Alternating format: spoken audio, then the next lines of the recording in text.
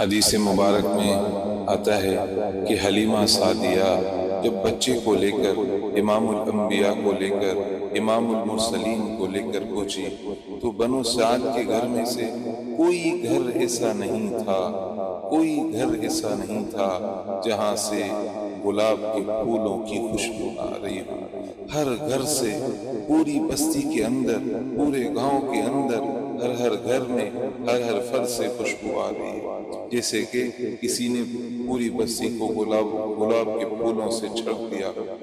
یہ ملائکہ کے ذریعے، فرشتوں کے ذریعے اللہ نے اپنے محبوب حضرت محمد صلی اللہ علیہ وسلم کے استقبال کا معاملہ کیا کہ ہر گھر سے خوشبو آ رہی ہے، ہر گھر سے گلاب کی خوشبو آ رہی ہے، پھولوں کی خوشبو آ رہی ہے۔ ایک اور بات عجیب تھی کہ جب حلیمہ سعدیہ اپنے گھر پہنچی، اس کی چند بکریاں تھیں تو جو دودھ ہی نہیں دیتی تھی، آج جب جا کے دیکھا کہ ان بکریوں کے تھن دودھ سے بھرے ہوئے ہیں، ان کے خاوند نے دودھ نکالنا شروع کیا، گھر کے جتنے برتن تھے سارے کے سارے دودھ سے بھر گئے۔ خاوند کہنے لگے، حلیمہ حلیمہ، لگتا ہے اس بچے کے اندر بڑی برکتیں ہیں۔ حلیمہ کے خاوند بڑے خوش ہو گئے، گھر کے اندر ایک نئی زندگی شروع ہو گئی۔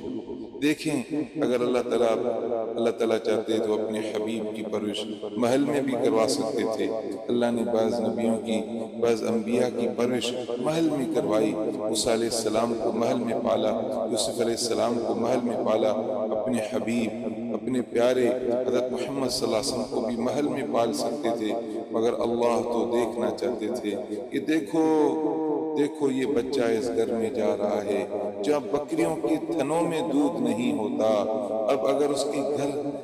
گھر کے اندر برکتیں آ رہی ہیں تو آنکھ سے دیکھ کر سوچنے والا فیصلہ کرنے کی یہ برکتیں ساری اس وجود مسعود کی وجہ سے ہیں جس کو اس گھر کے اندر بھیجا گیا۔ وہ امام الانبیاء، سرکار دو عالم، تاجدار مدینہ، حضرت محمد مصطفیٰ صلی اللہ علیہ وسلم